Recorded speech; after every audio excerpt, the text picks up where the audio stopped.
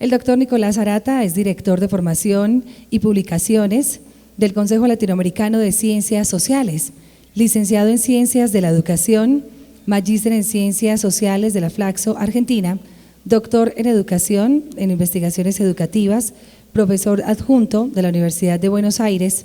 Ha obtenido becas para realizar estudios de posgrado en la SEC-IT, en CONICET, la Universidad de Campinas y CONACYT en México. Obtuvo un postdoctorado del Instituto de Investigaciones en Humanidades y Ciencias Sociales, CONICET. Realizó estancias de investigación en el Centro Internacional de la Cultura Escolar, España, y en la Universidad Humboldt de Berlín, Alemania. Ha publicado en libros, capítulos de libros y artículos en diversas revistas académicas nacionales e internacionales sobre temas de posgrado, sobre temas relacionados con la parte académica de historia en la educación en Argentina. Dicta seminarios de posgrado en universidades nacionales y latinoamericanas. Dirige la colección Lecciones para la Formación Docente de la editorial Noveduc. Fue secretario de la SAE y actualmente se desempeña como director académico del Anuario de Historia de la Educación de la SAE. Le damos entonces la bienvenida al doctor Nicolás Arata de Argentina. Recibámoslo con un fuerte aplauso y gracias a él por aceptar esta invitación tan importante para nosotros. Buenas tardes a todos, a todas. Así podremos ya poner la diapositiva, el PowerPoint. Un fabuloso poder secreto se encuentra en mis manos cuando desenvaino mi espada mágica y grito. Tuvimos 45 minutos con el compañero coordinando este momento. Bueno, agradezco muchísimo al CEDALC, a los compañeros de Sabaneta aquí del municipio, la invitación, la posibilidad de participar en este segundo congreso que trata de pensar la relación entre gubernamentalidad, ¿no? Esa palabra que tiene sí, unos visos de neologismo, pero que también significa y es muy caro a las tradiciones críticas de las ciencias sociales, y la educación, ¿no?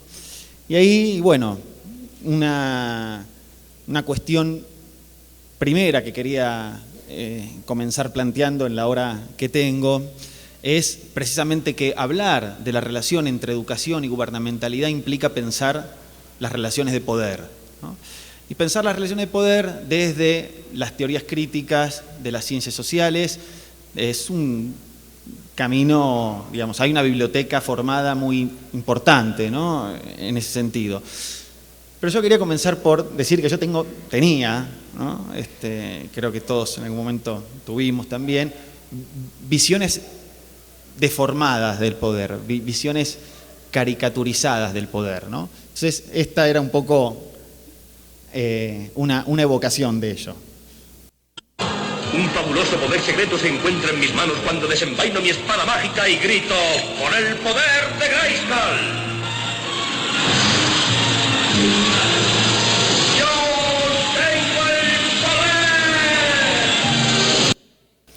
Muy bien, ¿se acuerdan de He-Man, no? Cuando desenfundaba su espada y se transformaba, pasaba de ser un simple príncipe, ¿no? El príncipe Adams, a transformarse, ¿no?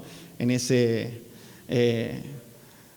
muchacho fornido que luchaba contra las huestes de Skeletor, ¿no? Y decía, ¿no? Yo tengo el poder, ¿no? Una imagen casi diría jovesiana del poder, ¿no? Alguien que en su corporalidad concentra, ¿no? Todas las potencias, todas las facultades para dictaminar, ¿no? Y ejercer, ¿no? Una violencia física, simbólica, ora física, ora simbólica sobre sus enemigos. Bueno, hay, por supuesto, construcciones sobre, y discursos sobre el poder que han ido desarrollándose en los últimos 50, 60 años. Yo quisiera comenzar esta reflexión sobre las dimensiones del gobierno escolar a partir precisamente de un recorrido por una serie de fotografías escolares. Quería presentar algunas cuestiones vinculadas con el problema del poder, o mejor dicho, con el problema del poder asociado a el gobierno escolar. Es decir, tratar de pensar, insisto, bajo el lema de este congreso, que es gubernamentalidad y educación, desde el que es mi oficio, la historia de la educación, algunos asuntos vinculados con el problema del poder en la escuela desde una perspectiva histórica y utilizando o apelando unos materiales que para mí son muy queridos. Ayer también, no llegué a escuchar, pero sí estuve leyendo la ponencia del compañero Armando Solano Suárez, que presentó, recordarán, un trabajo muy interesante sobre fotografías escolares, ¿no?, del Instituto Técnico Central de Bogotá, ¿no? Armando dio con un tesoro de 2.600 fotografías que hacen también a un archivo con el cual espero en el futuro que podamos dialogar, ¿no?, entre archivos, ¿no?, y entre colegas que trabajamos temas que tienen muchos puntos en común. Pero bueno, la siguiente, por favor. Decía que lo que me interesa es reflexionar, y voy a pasar rápidamente por algunos tópicos más teóricos para irme al análisis de las fuentes, pero bueno, este es un congreso exigente y creo que la parte teórica es importante por lo menos dejarla presentada. Después tendremos quizás oportunidad en los pasillos, en el café, de conversar un poco más sobre ellos, si están interesados, interesadas. La primera tiene que ver con que cuando hablamos de escuela, sea que hagamos historia, sea que hagamos antropología, sea que hagamos sociología o filosofía, ¿no?, de la educación y de la escuela, siempre estamos pensando y construyendo representaciones escolares desde un tiempo presente. Y en ese tiempo presente, ¿no?, este siglo XXI, este turbulento siglo XXI que nos encontramos transitando, se ha operado un pasaje, ¿no?, quizás incluso desde finales del siglo XX, entre dos ideas muy marcadas, diría hasta confrontadas, de lo que es la escuela, ¿no? Durante buena parte del siglo XX la escuela estuvo asociada a un horizonte de expectativa, ¿sí? Las sociedades veían en la escuela un bien aglutinador de muchos bienes, ¿no?, que fundamentalmente permitía la posibilidad del ascenso social, ¿no? La idea de la escuela que se cultivó a lo largo del siglo XX y de la cual muchos somos un producto, fue esa idea de una escuela que permitía, ¿no?, a través de, ¿no?, cursar años y años, dedicarle años y años al estudio, lograr, vía credenciales educativas, ascender socialmente. Esa imagen de la escuela asociada a esa metáfora maravillosa, ¿no?, de la que habló Hobsbawm, ¿no?, cuando dijo, el siglo XX es el siglo de la carrera abierta al talento, es decir, parte del XIX y el XX sin dudas, ¿no?, y vía instituciones como la escuela, no importaba dónde, en la cuna en la que uno hubiera nacido, si iba a la escuela, iba a tener posibilidades de progresar, y dependía de uno, es decir, dependía de su talento. Esa imagen de la escuela entró en crisis hacia finales del siglo XX y en buena parte del siglo XXI estamos confirmando que de ese horizonte de expectativa escolar pasamos, ¿sí?, a tener una mirada nostálgica, ¿no? Cuando hablamos de escuela o cuando hablamos de la escuela que para nosotros debería ser, ¿sí?, inevitablemente volvemos al pasado, ¿no? La idea de que todo tiempo pasado fue mejor. Una buena escuela era aquella escuela de la década del 60, ¿no?, una escuela de paredes que resistían, de maestras que enseñaban, donde reinaba la disciplina y el orden, ¿no?, donde nadie cuestionaba los saberes que se transmitían en ella, etcétera, etcétera, etcétera, ¿no? Hay un problema, ¿no?, con esta mirada también, ¿no? Soy de creer la idea de que nunca todo tiempo pasado fue mejor. Creo que siempre la época de oro de la escuela es la que está por venir y que lo que hay que hacer es construir esa época de oro y no quedarnos atrapados en la nostalgia, el recuerdo. Pero ese es otro asunto. Hay hoy una mirada hegemónica vinculada a las formas escolares que, a diferencia de buena parte del siglo XX, que proyectaba hacia adelante, hoy mira hacia atrás. Por otro lado, dentro del campo en el que yo trabajo, la historiografía de la educación, se ha contribuido, ¿no?, a ir reemplazando una idea un tanto teleológica, ¿sí?, de que la escuela era el motor del progreso. Como sabemos, y ha habido numerosos trabajos en ese sentido, la escuela también fue una poderosa arma de reproducción del orden social, ¿no?, que los grupos en el poder determinaban para garantizar ese statu quo, ese orden establecido, Entonces, y eso es la teoría de la reproducción de los 60, es las teorías de la desescolarización de Iván Illich en los 70, es la crítica en otra clave más productiva que hace Paulo Freire desde la perspectiva de la educación popular en los 80 y en los 90, etcétera, etcétera, etcétera. Yo quisiera tratar hoy de plantear una imagen de la escuela y de la escolarización como un fenómeno que está atravesado por diferentes temporalidades, ¿no? Que es muy difícil, y por diferentes temporalidades y por diferentes lógicas, ¿sí? Que cuando hablamos de escuela es muy difícil que la podamos someter a un singular. Siempre creo hay que tratar de hablar de las escuelas en plural, porque hay un conjunto de experiencias que hacen a la escuela una escuela que no pueden sintetizarse en esas grandes figuras generales o generalistas que las integran y que hacen, ¿no?, una suerte de todo o nada, blanco o negro, que elimina los matices. Creo que hay que recuperar una imagen de las escuelas en plural y hay que reconocer que esas escuelas en plural, ¿no?, tienen o están atravesadas por temporalidades y por lógicas, ¿no?, de la escolarización diferentes. Y por supuesto, también recuperando esta idea de Elsie Rockwell, una gran etnógrafa de la educación latinoamericana, mexicana ella, ¿no?, esas representaciones de la escuela tienen diferentes entonaciones según la región que miremos. No es lo mismo mirar la escuela primaria francesa que mirar la escuela del sur de México, ¿no? Hay marcas territoriales y por ende también hay problemas que esas escuelas tienen que resolver que son diferentes en uno y otro caso. Y con esto no digo la escuela francesa es el modelo de la escuela del sur de México. Simplemente digo que esa forma escolar tiene que enfrentar problemas específicos que tienen que ver con las comunidades con las que trabaja, con los territorios donde se inscribe, con la historia que portan esas instituciones y otro largo, etcétera, ¿no? No hay una jerarquía entre escuelas, ¿sí?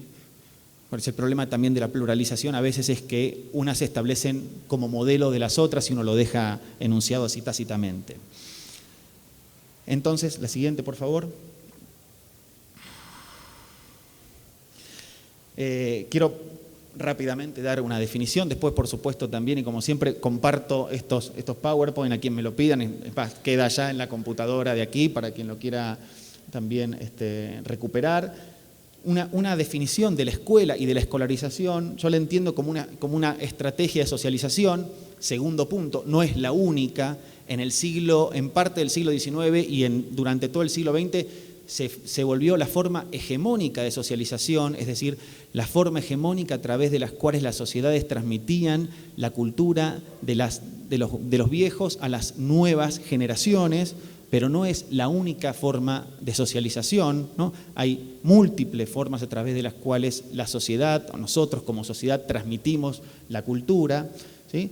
Pero la escolarización, la escuela particularmente, es una forma de socialización que adopta una forma específica, la forma escolar, esa forma escolar, ¿no?, que fue conceptualizada por los sociólogos Vincent Lair, Tim y otro largo, etcétera, ¿sí?, que es específica, que es el resultado de una construcción histórica, que tiene una estructura, ¿no?, una suerte de gramática, ¿no?, van a decir Tiaki Kuban, que tiende a perdurar a lo largo del tiempo, es decir, no es solo una forma definida que se distingue de otras estrategias de socialización, sino que aparte es una forma que tendió a perdurar a lo largo de la historia, es decir, que hay un núcleo gramatical, así como en el idioma, la gramática es lo que tiende a permanecer, en la forma escolar, la gramática escolar es aquello que tiende a resistir los embates de las reformas educativas, ¿no?, y perdurar a lo largo del tiempo, que remite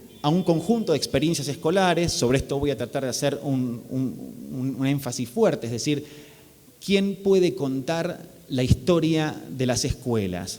Absolutamente todos los que pasamos por ellas, es decir, todos estamos en el mismo pie de igualdad para narrar desde nuestra propia experiencia escolar qué hace a una escuela una escuela. Y cuarta cuestión de la forma de la escuela y de la escolarización es que las escuelas despliegan una capacidad, tienen una capacidad de desarrollar productos culturales propios. La escuela no es mera caja de resonancia de lo que en otras dimensiones económicas, sociales y políticas se define que tiene que pasar en la escuela. La escuela también produce cultura, ¿no? Y produce una cultura específica, propia, que no se produce en otros espacios o dimensiones de la vida social, ¿no? Estas 4 características, que por supuesto presentan algunas tensiones, problemas y debates, son parte de lo que quiero tratar de transmitir hoy. Siguiente, por favor.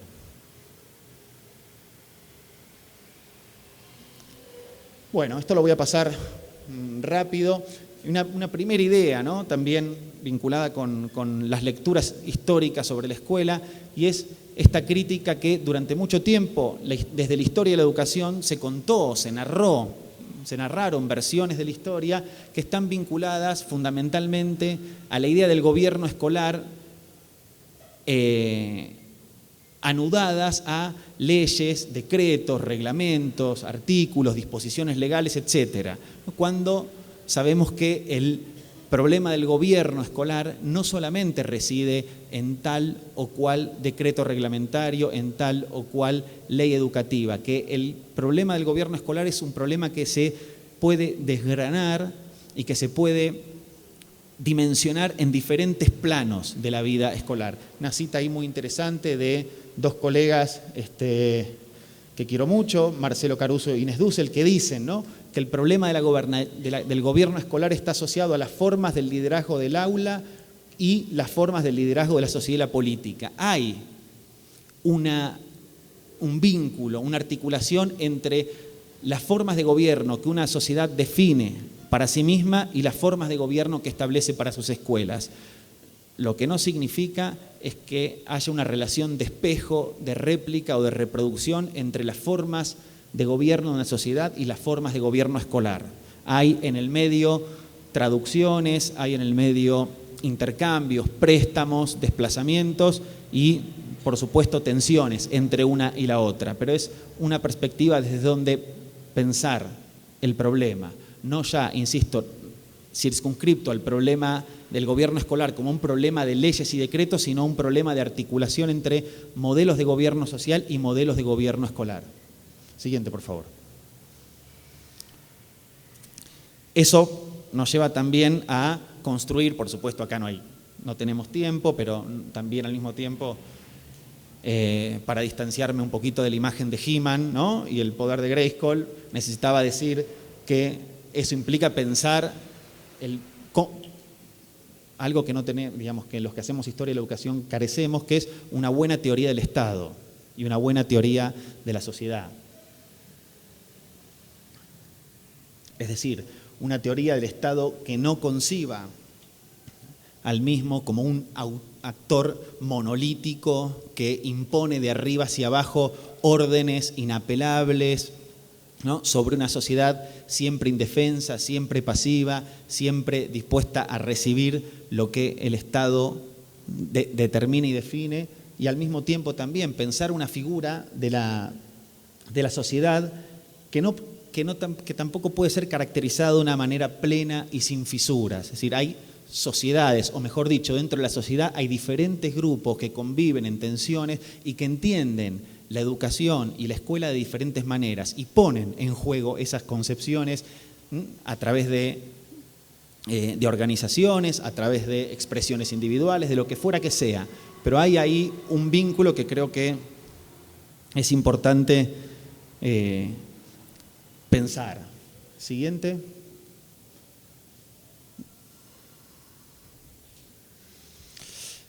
Y acá llegamos a un primer nudo, después voy a saltear un par de diapositivas y voy a ir al tema de las imágenes. Y tiene que ver con cómo entender la escuela. Quiero recuperar con recaudos el concepto de dispositivo, ¿no? Con recaudos porque es un concepto que tiene mucho trabajado, ¿no? Tiene un recorrido muy interesante. Por otro lado, no fue un concepto que prohijó Foucault, pero que se haya dedicado a definir, ¿no? Es decir, de una manera muy, muy taxativa.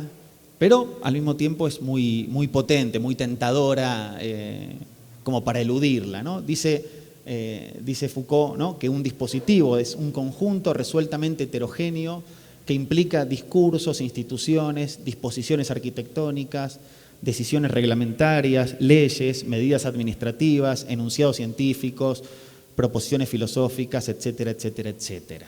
Siguiente. Siguiente, por favor. Es decir, ¿no?, una lectura que hace Agamben de Foucault, ¿no?, dice entonces, en suma, un dispositivo tiene tres grandes cuestiones. Primero, es una red heterogénea. Es una red heterogénea, ¿no?, de relaciones entre elementos que son y no son lingüísticos, ¿no? Edificios, leyes, medidas de policía, proposiciones filosóficas, etc.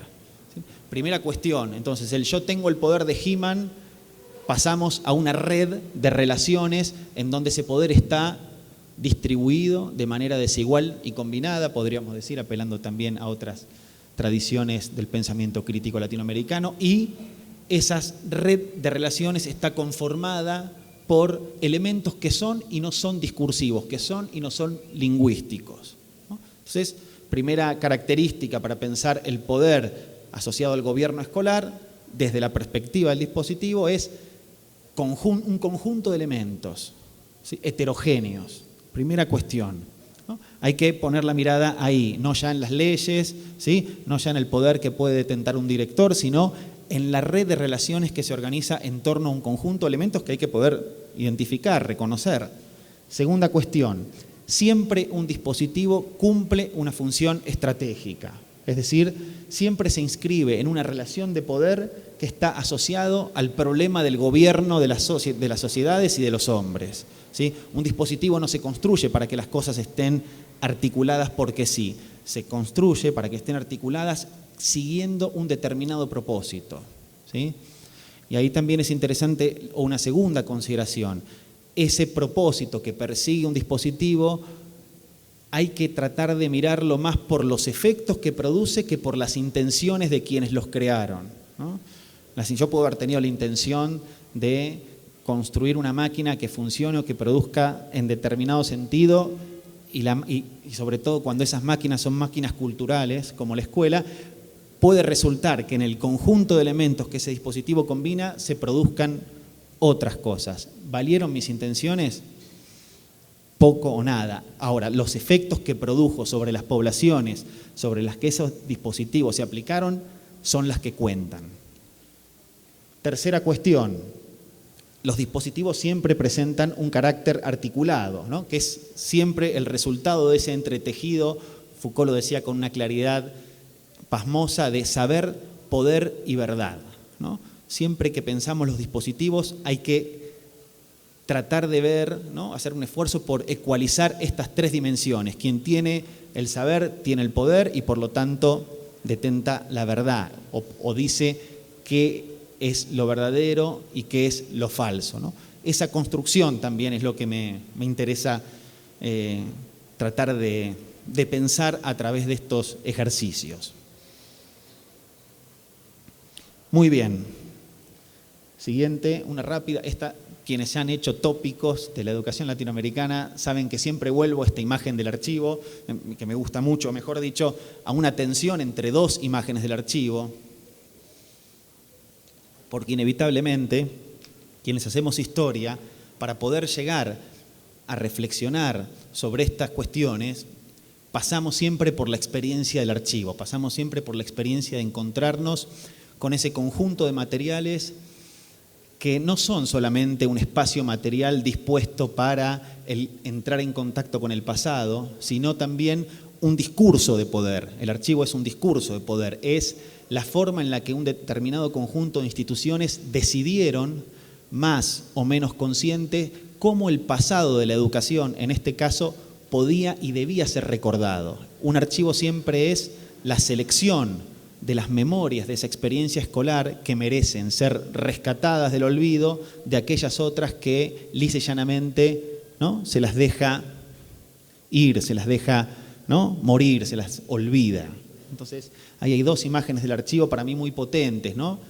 A nuestra izquierda, a mi izquierda, a su derecha, la imagen del archivo estatal, organizado, ¿no? Con secciones, con el arconte, ¿no? Con el dueño del archivo, que es el que garantiza que el orden, ¿no? Que el orden documental sea conservado a lo largo del tiempo, que establece también quién entra y quién no entra, quién accede y quién no accede a la información, en fin, ¿no? La imagen del archivo estatal, que muchas veces también es una imagen de un archivo estatal que funciona. En las experiencias latinoamericanas, lamentablemente, tenemos que dar cuenta de una profunda pulsión antiarcóntica respecto de nuestras memorias sociales. Esto es el descuido y la desatención por parte del Estado, que en lugar de velar por esas memorias que él mismo en otros momentos de su historia decidió conservar, ahora simplemente las abandona, ¿sí?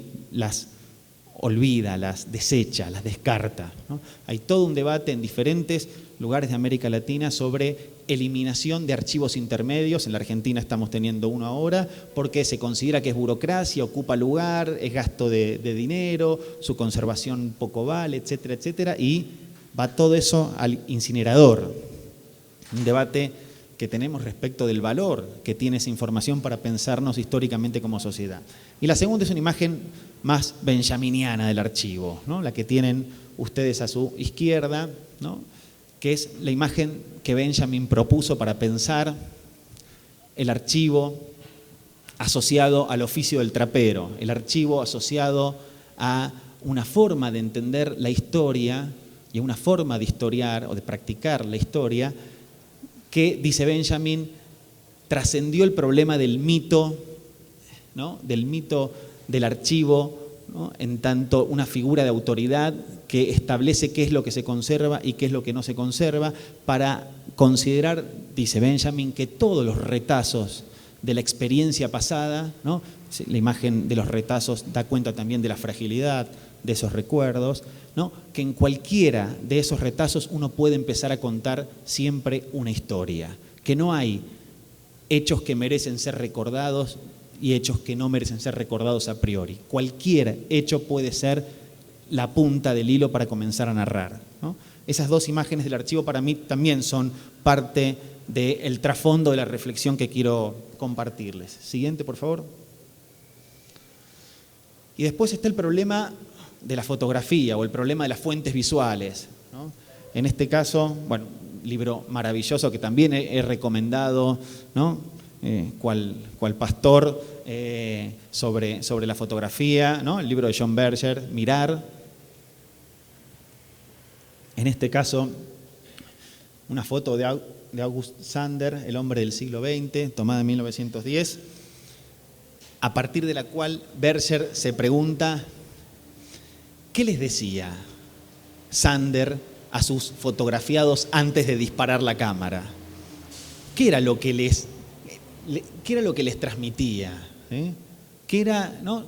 Con la cabeza ya pensando en el hombre del siglo XX, título de la fotografía, ¿qué era lo que les comunicaba? ¿Qué les quería transmitir? ¿No? ¿Cómo les decía que posaran? Esa primera cuestión está presente, de hecho ayer salió, ¿no? Vinculado al tema de la fotografía escolar, de si la foto es pose, es espontánea, y toda esa cuestión, ¿no? Siguiente. Problema fenomenal que tiene, entre otras, esta imagen, ¿no? Este retrato de ese grandísimo fotógrafo que fue Robert Dosneau, ¿no? Sobre el amor en París, es una foto que ha recorrido el mundo, ¿no? Y a partir de la cual muchos han creído también en esa idea, por cierto, seguramente muchos de los que estamos aquí, ¿no? De que uno puede ir a París a buscar el amor, que puede ir a París, ¿no? A encontrar su media naranja, en fin, ¿no? Esa foto fue una foto por encargo de la revista Life, ¿no? Que precisamente le encarga a este fotógrafo una serie de imágenes donde presente a París, aparte de como la capital intelectual, ¿no? La ciudad luz del siglo XIX, como una ciudad que también tenía visos de romanticismo, ¿no? Entonces, Dosneau acepta el encargo y produce una serie de fotografías, ¿no? Entre las cuales la más famosa es esta. Ya he contado en otras oportunidades esta anécdota. Cuando la foto original se subasta, empiezan a aparecer, ¿no? varias parejas que reclaman haber sido la pareja fotografiada por Doisneau, porque él había hecho también, para generar un efecto mayor en la fotografía, había dejado anónimos los nombres de estos dos jóvenes, ¿no? Fotografiados ahí en una plaza parisina, desde una terraza, como dicen, ¿no? Ahí tomando un cafecito, de repente Doisneau captura esta imagen, este momento mágico, y empiezan a aparecer los que reclaman, ¿no?, ser los fotografiados, y finalmente los verdaderos dicen, aparte somos quienes fuimos retratados, dicen: esta foto fue armada, esta foto fue conversada con Doisneau. Éramos dos estudiantes de arte dramático, ¿no?, y Doisneau nos contrató para que posáramos mientras él nos tomaba algunas fotografías, de suerte que esa foto, que, insisto, había tenido un gran impacto visual, dicen que es la foto más reproducida en la historia de la fotografía del siglo XX, hoy decir eso también es casi nada.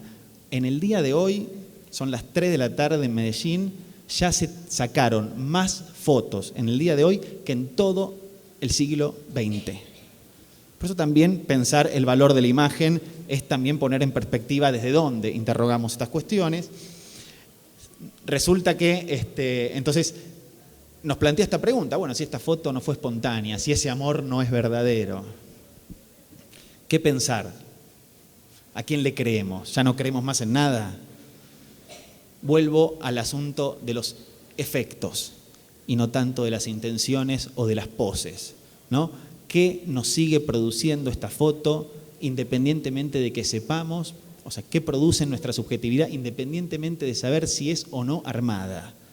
Es sobre los efectos que la fotografía tiene sobre nosotros como espectadores y espectadoras, sobre donde creo hay que poner parte de la carga interpretativa cuando uno analiza fuentes visuales, y no tanto en escudriñar, que por supuesto también es apasionante y hay que hacerlo, la historia de la foto, el montaje, porque ya de por sí, si ese beso hubiera sido un beso espontáneo, el recuadro que elige Doisneau, el modo en que recorta la imagen ya está también incidiendo, ya tiene una intención, ya tiene una carga interpretativa de hacia dónde tiene que ir nuestra mirada, ¿no? Es el famoso punctum del que hablaba Barthes, ¿no? El imán que atrae nuestra mirada. Siguiente, por favor. Una cita más de Mitchell. Dice: ¿no?, lo que quiera que sea el giro pictorial, de eso estamos hablando aquí ahora, ¿no?, el giro pictórico, es decir, el regreso, el retorno de la imagen como una fuente para poder trabajar en ciencias sociales, dice Mitchell, lo que quiera que sea el giro pictorial, debe quedar claro que no se trata de una vuelta a la mímesis ingenua, a teorías de la representación como copia o correspondencia. Es más bien un redescubrimiento postlingüístico de la imagen como un complejo juego entre la visualidad, los aparatos, las instituciones, los discursos, los cuerpos y la figuralidad. Es, de nuevo, el dispositivo lo que importa. Ese es el conjunto de instrumentos, de discursos, de elementos tanto lingüísticos como no lingüísticos, visuales como no visuales, que están interviniendo en la construcción de la imagen, lo que cuenta. Siguiente. Vamos ahora sí entonces, 28,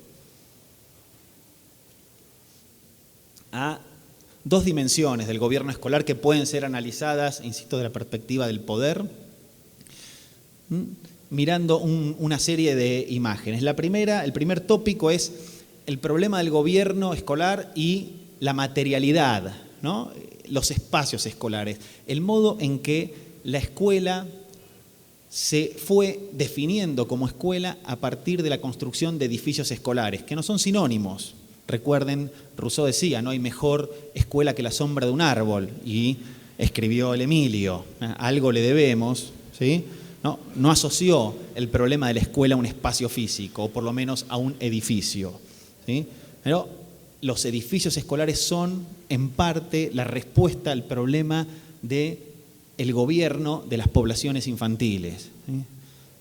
Conocemos la anécdota de Foucault respecto a la historia de la prisión, ¿no?, que se crea la prisión para responder al problema de los ladrones marginales que asolaban en las ciudades del antiguo régimen, y al construir la prisión moderna lo que se crea es el crimen organizado, es decir, juntamos a todos los rateros y maleantes que había ahí y cuando se reúnen construyen un saber, ¿sí?, delictivo que luego deriva, ¿no?, en el crimen organizado. Interesante, digo, como de nuevo, la intención era resolver el problema de la criminalidad, el efecto fue en parte un efecto no deseado, ¿no? De eso también quiero tratar de dar cuenta aquí, ¿no?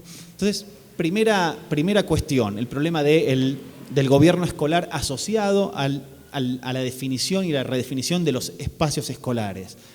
Hay una serie de iniciativas, esta serie de fotografías que vamos a ver son también de un archivo, ayer vimos un archivo bogotano, hoy vamos a ver un archivo porteño, pero creo que se puede tomar como referencia, espero, ¿no?, que se pueda tomar como referencia para otros archivos situados en otros espacios para hacerles estas u otras preguntas. En el caso de la Ciudad de Buenos Aires, cuando la Ciudad de Buenos Aires se termina de asentar como la capital federal, las autoridades nacionales dicen que hay que construir edificios que estén a la altura de una ciudad capital que aparte quería ser la Atenas del Plata, quería ser, ¿no?, la meca cultural del país por lo menos, y después, ustedes saben que los argentinos podemos tener muchos pretenciosos, somos, queríamos ser la Atenas de América Latina, ¿no?, para no ser menos. Entonces se empiezan a construir una serie de edificios que se definen como los palacios escolares. Ayer Miriam me dejó acá, sin querer queriendo, una provocación. Dijo, hay que tratar a los maestros como reyes. Y a mí, en mi republicanismo, ¿no?, yo creo que la figura del rey, ¿no?, está asociada al modelo que queda atrás con las revoluciones de independencia y con todo el largo y sinuoso recorrido que nuestras endebles repúblicas han realizado, han desarrollado hasta este siglo. Pero es interesante cómo esa metáfora también está presente en estas edificaciones escolares porque eran definidas como palacios sin reyes.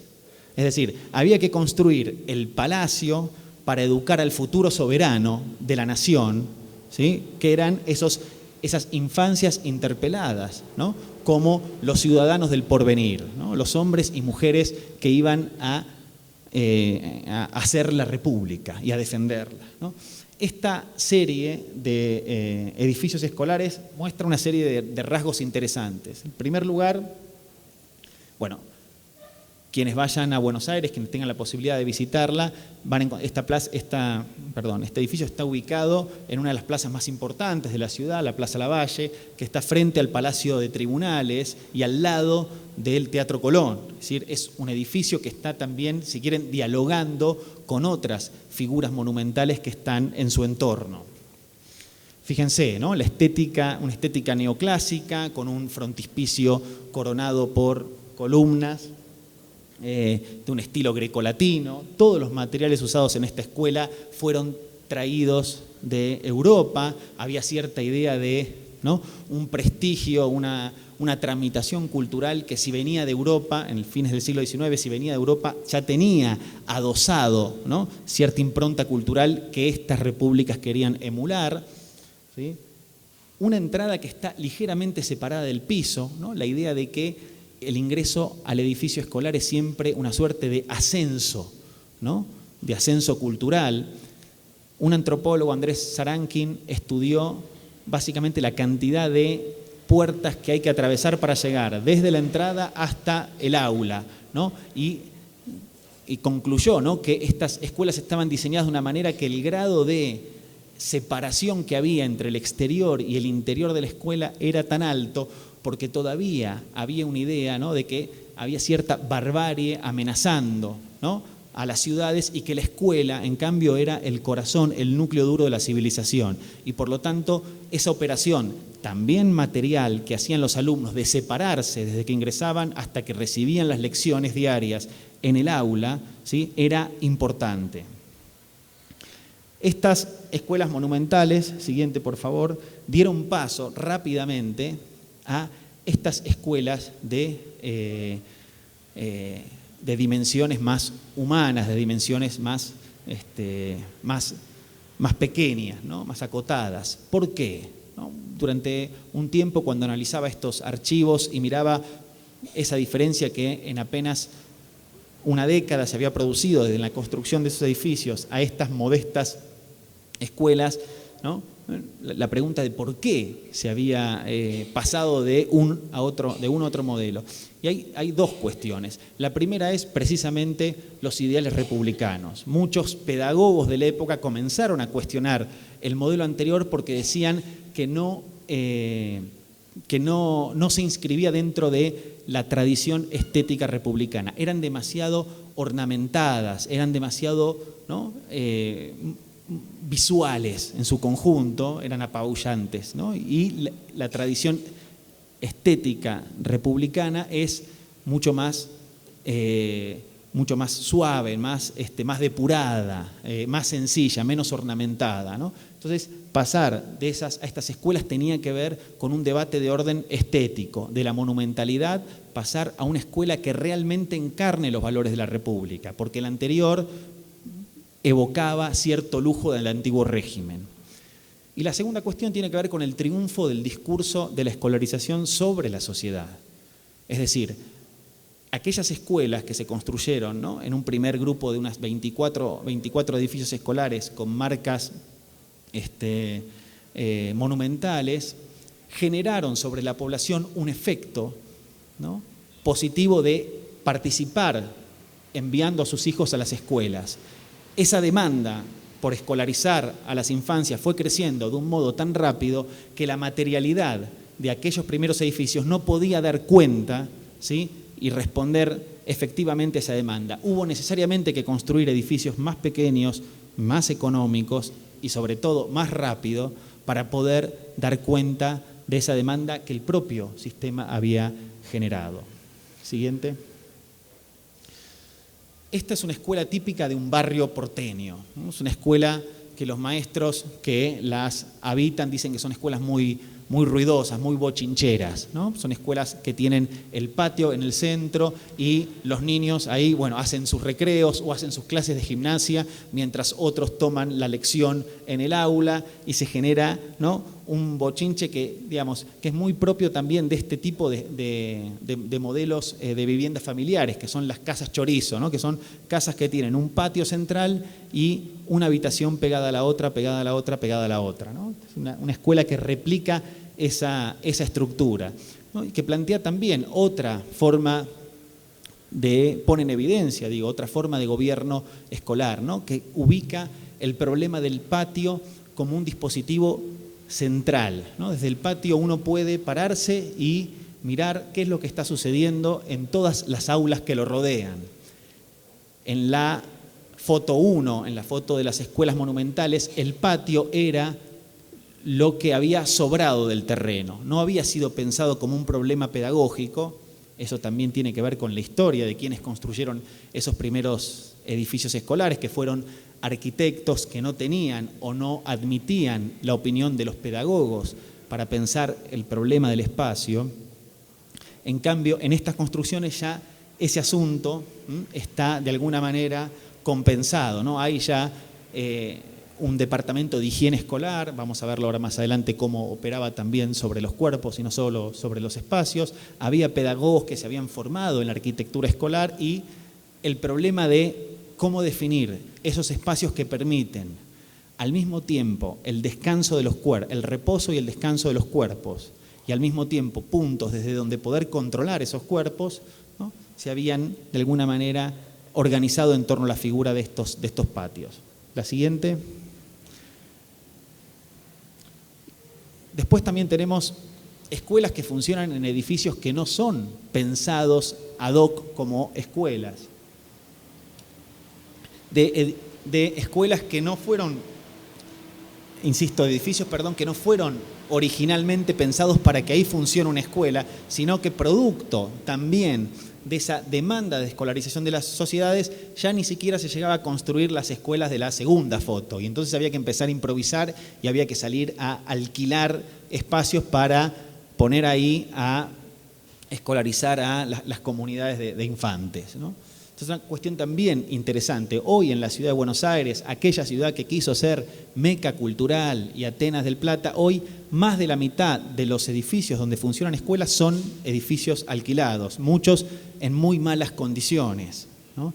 También el problema de pensar la escolarización tiene que ver con pensar también cómo ese sistema educativo va improvisando y resolviendo sobre la marcha, ¿no?, asuntos tan caros a la tradición pedagógica moderna como es el tema del edificio escolar, ¿no?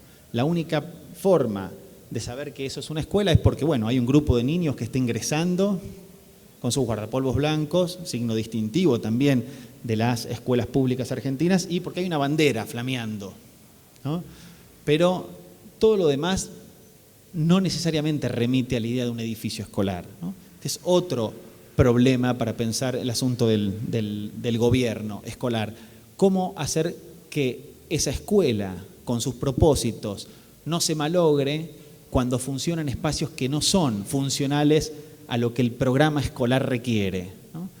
Estas fotografías las extraje de una serie de informes, de un archivo que se llama el Archivo Laínez, ¿no? Son fotografías que están incorporadas en documentos elaborados por directores de escuela a los que las autoridades del Consejo Nacional de Educación les requería, ¿no?, informar, contar la historia de las escuelas que presidían, ¿no? La de este director particular siempre la recuerdo porque decía, bueno, este edificio tiene aulas que no se adaptan bien al formato del salón de clases clásico, son aulas de habitaciones de 4x4, no son rectangulares. La escalera de madera que puede muy bien soportar el uso de una vivienda, el uso destinado a una vivienda familiar, dice ya está totalmente malograda por la intensidad del uso que tiene, ¿no?, la cantidad de niños que la suben a diario, ¿no? Las ventanas, dice, generan malsanas corrientes de aire frío que perjudican la salud de los niños y un largo etcétera. Bueno, eso también forma parte o son elementos que tienen que incorporarse a la hora de pensar el problema del gobierno escolar desde la perspectiva de la materialidad. Siguiente. 14 minutos. Y estas también son escuelas, ¿no? Estas también son escuelas. Escuelas que fueron construidas con lo que se pudo, como se pudo, y por supuesto también porque hay una decisión política de construirlas de esta manera para al mismo tiempo construir escuelas monumentales como las otras. Esto también es parte de pensar el gobierno escolar como una forma de distribución territorial del poder en donde, sobre todo en las grandes ciudades, se pone más énfasis y lo que nosotros mal llamamos el interior o las provincias se dejan absolutamente relegadas a la buena de Dios, ¿no? Esto también, es decir, uno tiene que pensar también estas imágenes en la serie, no solamente lo que la imagen informa por sí misma sobre el problema del gobierno, sino también lo que está diciendo sobre el gobierno escolar en la serie de fotografías. Siguiente. Aulas, ¿no? La otra dimensión fundamental de los espacios materiales, ¿no? En esta aula vacía hay toda una serie de discursos sobre cómo tiene que pensarse el gobierno del aula, ¿no? Para las escuelas primarias. En primer lugar, la luz, ¿no?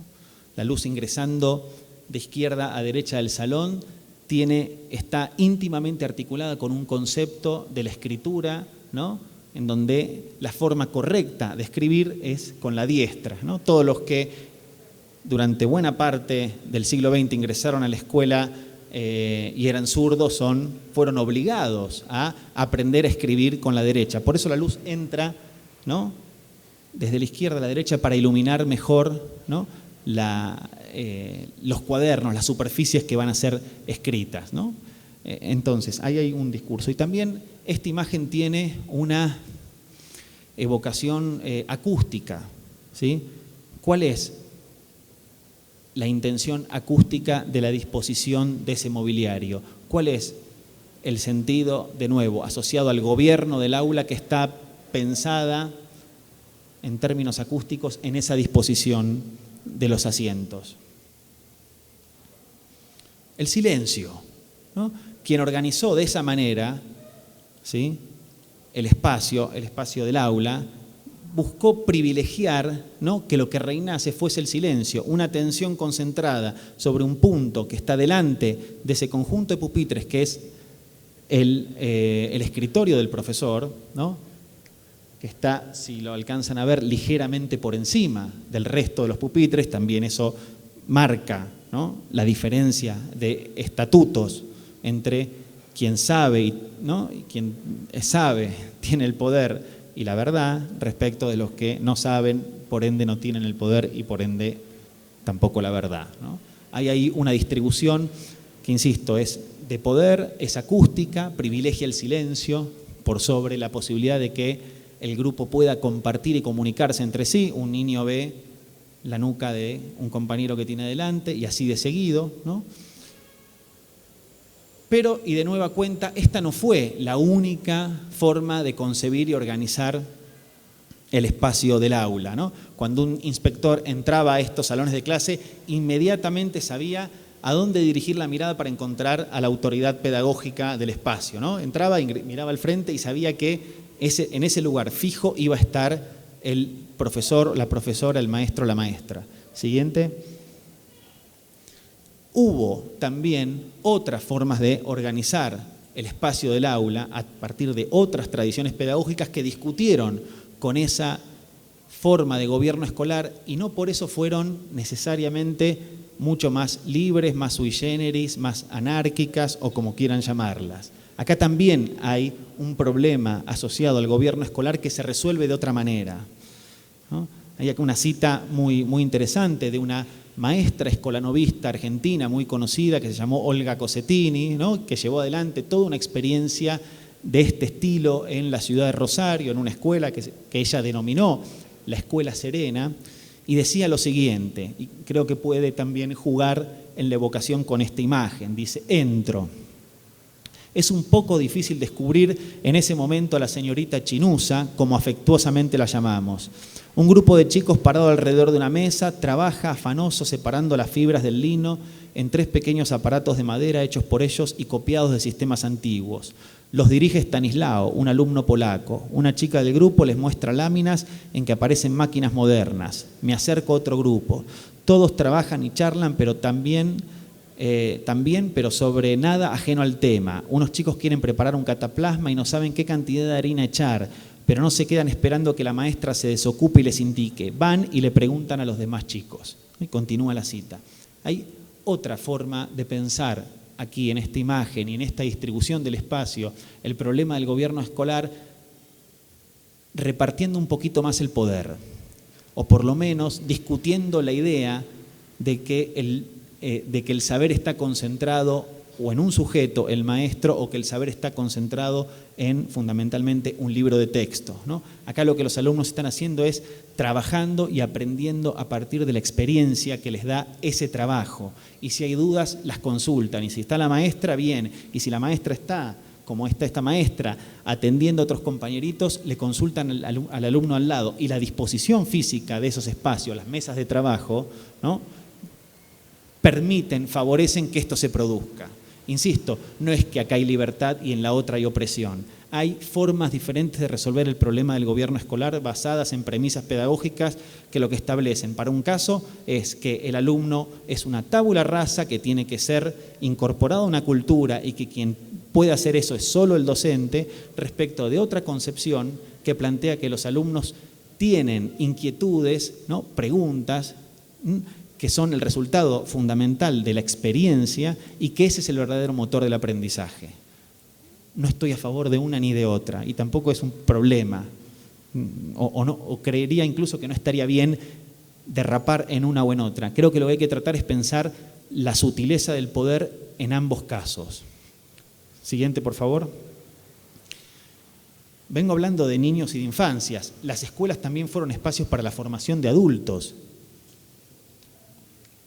Y las aulas se tuvieron que adaptar a las necesidades y a los problemas de sujetos que en su vida cotidiana eran económicamente activos, a diferencia de los niños que por supuesto no podían trabajar porque estaban, eso por lo menos decía la norma, y entonces tenían que ser preservados, ¿no?, de las demandas del mundo del trabajo para poder alfabetizarse.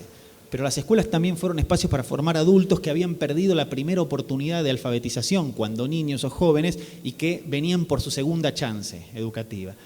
¿Qué hacer en esas escuelas? De nueva cuenta el problema del saber, ¿sí? Vinculado, por un lado, a la cuestión de cómo hacer atractivas y funcionales a las demandas de esos sujetos, esas escuelas, ¿sí? Y por otro lado también resolver hasta dónde una escuela es una escuela, hasta dónde, diríamos, banca el formato escolar demandas de sujetos que ya para los cuales ese dispositivo no fue originalmente concebido. ¿Me siguen? Entonces, fíjense esta imagen, que es para mí una síntesis maravillosa de la forma en la que la persona que retrató esta imagen entendió que podía darse respuesta quizás a esta pregunta, quizás a otras, ¿no? Una clase de peluquería, calculo década del 60, por lo corto de las polleras, ya había cierta idea también, ¿no?, de liberación, y fíjense, ¿no?, en el pizarrón detrás dice, está partido al medio, dice prueba teórica, prueba práctica. Hay una idea también de los saberes prácticos, de los saberes del trabajo, de los saberes del oficio que entra en esa escuela, por lo menos en el caso de la escuela argentina, pero también en buena parte de las escuelas latinoamericanas se privilegió la formación del ciudadano por sobre la formación del trabajador. A la escuela se iba a aprender a ser ciudadano de la República y a trabajar se aprendía en la fábrica, en el taller o donde fuera que sea, o en el comercio. Esta escuela o esta fotografía de esta escuela en particular está de alguna manera subvirtiendo esa tradición para decir aquí se enseña también a trabajar, ¿no? Es una clase de peluquería, ¿no? Anda ahí un pobre muchacho parado ahí en el fondo, yo creo que a ese sí está posando, ese le dijeron vos parate acá, ¿no? Una práctica para la década del 60 asociada, ¿no?, a al desarrollo profesional de las mujeres, también también de eso está dando cuenta esta imagen, ¿no?, de mujeres que se están formando para poder trabajar y no para ser amas de casa, sino para poder ganarse su dinero, es decir, para poder insertarse económicamente en la sociedad, ¿no? Eso también lo permitió la escuela. Eso es interesante. Se le pueden sacar más cosas a las fotos, pero creo que un poco por ahí quería armar esta primera serie. Siguiente. Y la segunda serie tiene que ver con los sujetos, ¿no? Es decir, con las formas de gobierno escolar y cómo esas formas de gobierno escolar fueron construyendo ciertas posiciones de sujeto, diría el amigo Laclau, ciertas subjetividades, cierta disposición, ciertos modos de ser que tienen que ver no solamente, y esto me parece importante resaltarlo, con una concepción del poder que impone, que quita, que cercena, que acota, sino también con una dimensión del poder que produce, que agrega, que suma, que encausa, ¿sí? No una idea del poder, insisto, que quita o delimita, sino también de un poder que de lo que tiene que hacerse cargo es de encauzar poblaciones, de dirigirlas en cierto rumbo y no de evitar que se pierdan, ¿sí? Okay. Esta imagen es, bueno, para mí es una imagen conmovedora, ¿no? ¿Qué creen que está retratando esta fotografía? ¿Quién es la señora que está sentada ahí en el centro de la imagen? Casi la regente, la directora, ¿no? Ahí casi no habría lugar a dudas, ¿no?, de que quien está en el centro de la imagen literal, ¿no?, es la directora. Y lo sabemos en parte por la disposición del resto de los cuerpos que la están rodeando, ¿no?, que le están sirviéndole, ¿no?, el libro de asistencias, ¿no?, que la están de alguna manera acompañando y haciéndole de lugares tenientes, ¿no? Esta imagen para mí es muy, muy potente, entre otros sentidos, por algo que no sé si se alcanza a ver en las pantallas, pero es el modo en el que esta mujer está mirando a la cámara, ¿no? Si, volviendo a Barthes, tuviéramos que pensar en el punctum de una foto, sin lugar a dudas, para mí esa es la mirada de esta mujer, ¿no? Y lo que esa mirada dice es, en mi escuela se aprende o se aprende. En mi escuela vos traeme a cualquier vaguito, traeme a cualquier pibe, ¿sí?, tráeme, como dicen aquí en Colombia, a cualquier pelado y yo te lo saco sabiendo leer y escribir.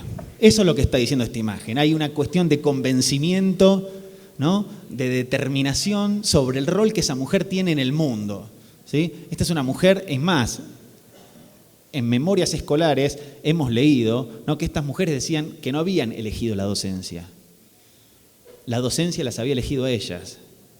¿Sí? Invertían esa lógica del descubrimiento vocacional, de descubrí que lo mío es la docencia, para decir, no, yo nací para ser maestra y la escuela me eligió a mí para cumplir este rol. Hay una suerte, Beatriz Arlo, en un libro maravilloso que descargué ayer, porque no lo tenía en PDF y quería revisar la cita, si la cita era cierta o no, por lo menos mi memoria recordaba que sí, eran robots estatales, ¿no? Una suerte, Pablo Pinó dijo, ¿no?, un historiador de la educación, dijo una suerte de Terminator pedagógico, programado para enseñar y enseñar y enseñar. Y yo, tráeme al pibe que yo te lo saco alfabetizado, ¿no? Hay una idea que también en esta imagen genera cierto efecto de nostalgia, ¿no? Aquellas maestras, aquellas directoras eran realmente las que estaban programadas para enseñar. Veo que me queda un minuto y bastante más para contarles. Les voy a compartir otra, la siguiente. Bueno, esta es una imagen estupenda de un maestro del Chaco. Saca 2 fotografías. Marzo de 1935, siguiente. El mismo alumnado 8 meses después, más o menos octubre, noviembre del 35. De nuevo la primera. ¿No? De nuevo la primera. La segunda. La primera. La segunda. Logramos articular al final, ¿eh? ¿Qué pasa en el medio? ¿Qué pasa en esos 8 meses entre una foto y la otra? ¿Qué es lo que está pasando ahí? ¿Qué pasó entre ese grupo de niños, de nuevo, desarrapados, ahí fallamos, compañero, desarrapados, ¿no? Así, ¿no? Descalzos, ciertos rasgos indígenas, es una zona norte de la Argentina, el Chaco, ¿no? Tierra adentro, y la siguiente foto. ¿Qué pasó en el medio, en 8 meses? Normalizar. ¿Y quién lo normalizó? La escuela. Los normalizó la escuela. Hizo algo con esos cuerpos, operó sobre esos cuerpos. El poder es un problema, decía Desertó, que no está volando por ahí, es un asunto se inscribe en los cuerpos. El poder se inscribe en los cuerpos. Y ahí es a donde hay que ir a leer. Siguiente imagen, por favor. Con esta voy a ir cerrando.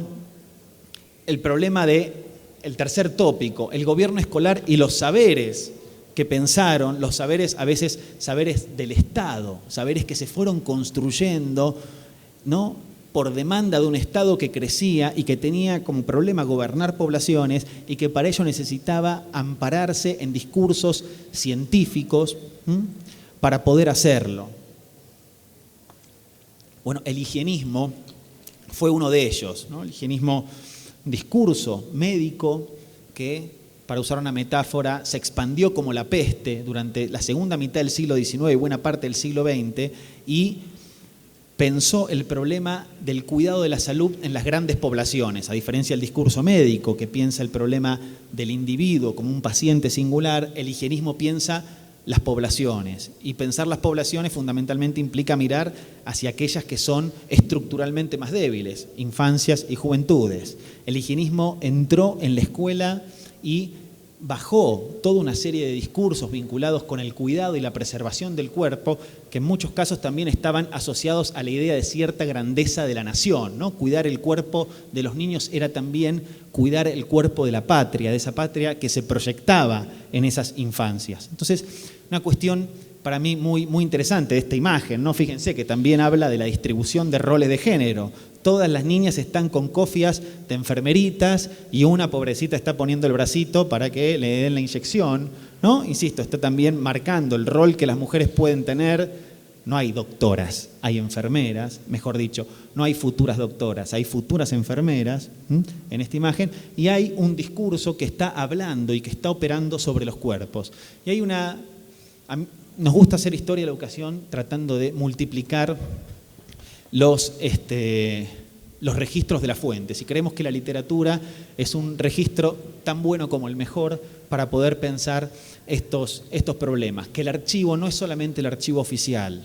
el archivo que el Estado de alguna manera resguardó con las fuentes primarias y toda la cuestión, sino que también es las memorias que quienes transitaron por la escuela construyeron de esa escuela. Quiero leerles rápidamente, acá titila el 000, pero bueno, voy a hacer uso de mis 5 minutos de cortesía, de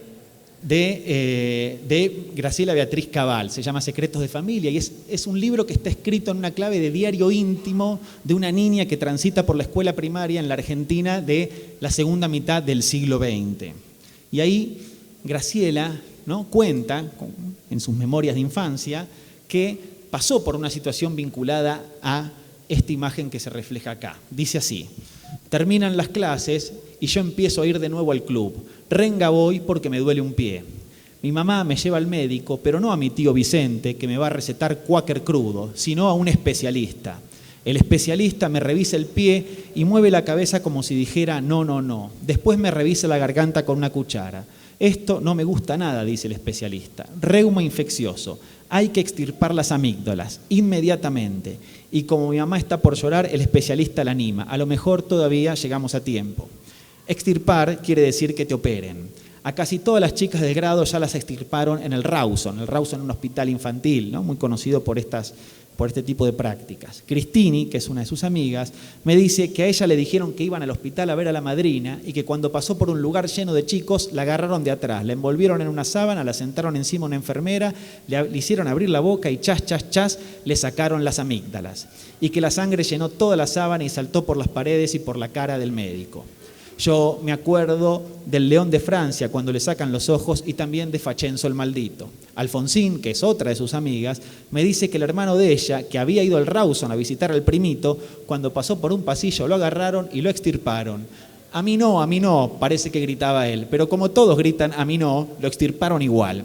Y eso que a él ya lo habían extirpado cuando tenía 5, dice Alfonsín. Nunca voy a dejar que me extirpen nada. Rodríguez, que es otra de sus amigas, me dice que no le haga caso a Cristini, eso que Cristini es la vicepresidenta del club y Rodríguez la secretaria.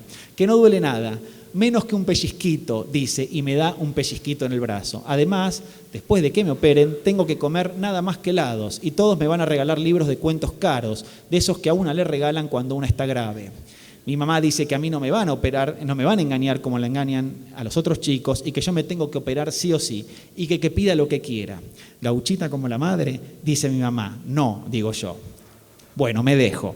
Si me regalan los cuentos del tío Remus y David Copperfield y Violeta y 20.000 leguas de viaje submarino, me dejo. Mi papá dice que no solo me van a regalar esos libros, sino muchos otros, como Aventuras de Pickwick, que él quiere volver a leer. Y también dice que yo no tenga ningún miedo, que él está ahí, y que a mí no me van a operar en el Rawson como a los demás chicos. A mí me va a operar el mejor cirujano de Buenos Aires en su consultorio particular, que para algo soy la hija del maestro. Me levanto muy contenta porque es el día en que me van a extirpar las amígdalas. Mi mamá y mi papá no están contentos y mi tía la soltera, que vino a ayudar y de paso me trajo las 1001 noches, tampoco. Vamos al consultorio del mejor cirujano de Buenos Aires. En taxi vamos, no vamos a ir en tranvía.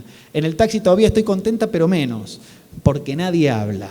Pero cuando lo veo al cirujano digo que mejor no me extirpo y que yo me vuelvo. El cirujano se ríe y me dice que pase nomás esa nena linda que enseguida terminamos y entonces me puedo ir a comer mi montaña de heladitos. Subimos al consultorio, el cirujano, la enfermera, yo, mi mamá, mi tía, que apenas entra se pone a llorar. Mi papá no quiere entrar porque dice que es muy impresionable y yo veo que se tapa los oídos. El cirujano me sienta en una silla y me dice que él no es como otros cirujanos que engañan a los chicos.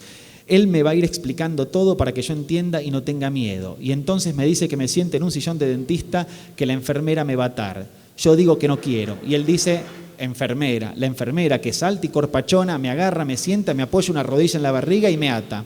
Primero la cintura, después los pies, después las manos y al final la cabeza. Yo empiezo a gritar y a retorcerme y entonces se me acerca el cirujano, que ahora tiene un redondel plateado en la cabeza y una inyección grande en la mano y me dice que ya va a estar, que abra la boquita, que con esa inyección me va a dormir la carnecita que me sobra, así no me duele cuando me la arranque. Yo cierro fuerte la boca y entonces él dice, enfermera, y la enfermera viene, me mete una cuchara entre los dientes y yo no quiero, pero la boca se me abre sola y no puedo hacer nada más que gritar para pedir socorro a mi mamá, a mi papá y hasta a mi tía la soltera que llora más fuerte que yo.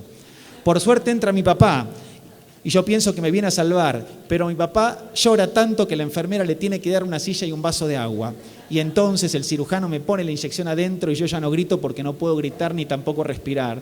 Y después el cirujano agarra unas pinzas y me dice que ya va a estar y que ahora que tengo todo dormidito me va a arrancar la carnecita que me está haciendo pupa en el piecito. Yo grito y grito que no se me durmió nada y que me duele, mamá. Y veo que el cirujano pone cara de loco y dice, bueno, basta. Y me mete las pinzas y yo me muero, mamá, papá, me muero. Ya está, dice el cirujano lo más contento. ¿Viste que no era nada, malita? Y me muestran las pinzas con unos pedazos de carne chorreando sangre. Yo también estoy chorreando sangre y el cirujano y hasta la enfermera están todos enchastrados. En un rincón mi mamá llora abrazada a mi tía. Mi papá no está porque parece que se desmayó. Y no reacciona, dice la enfermera. Pero no, ahí entra mi papá, enojado, y le grita al cirujano que me desaten, que él se va a llevar alzada a su pobre hijita antes de que ahí corra la sangre. Bajamos la escalera, yo en brazos de mi papá, y vamos al escritorio del cirujano, porque encima hay que pagarle, dice mi papá.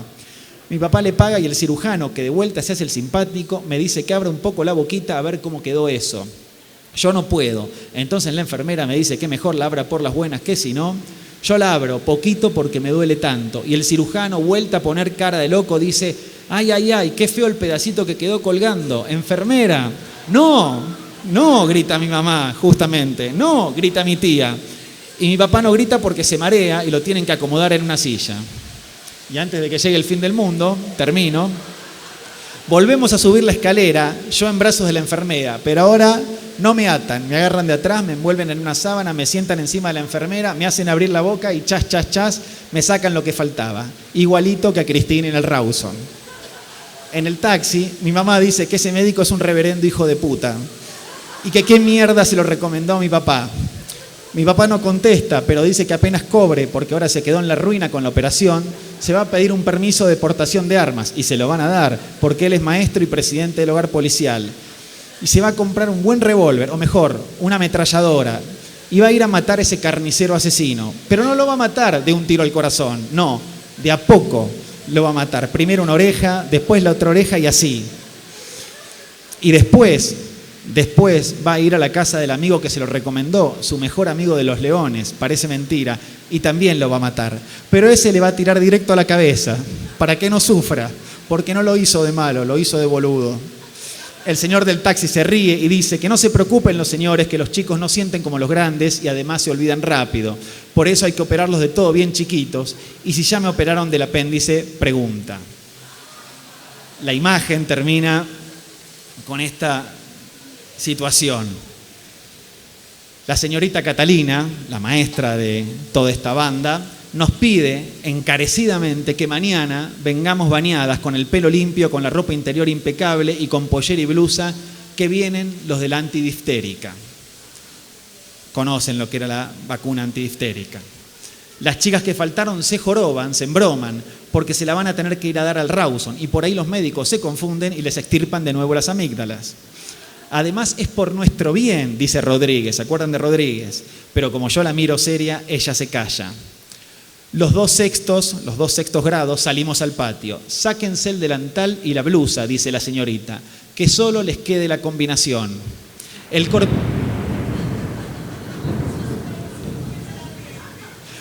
corpiño también nos sacamos?, grita una tarada del otro sexto y todas se ríen. No, contesta la señorita Catalina. Sí, contesta la señorita del otro sexto.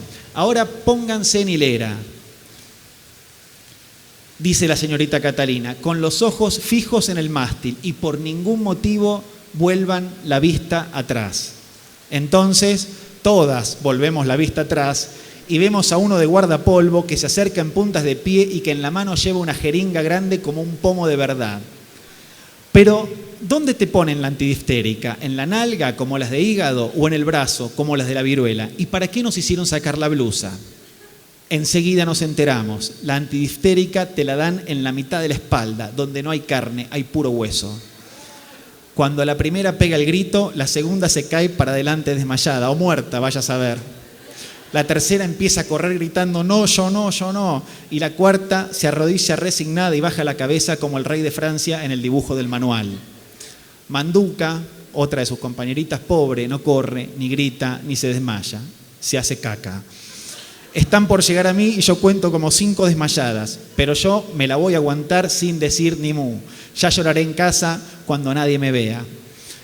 ¿Duele mucho?, me pregunta Rodríguez, pálida y temblorosa. No, digo yo, tratando de abrir grande los ojos para que no se me resbalen las lágrimas. Menos que un pellizquito. Y ella me entiende. Bueno, muy bien, muchas gracias.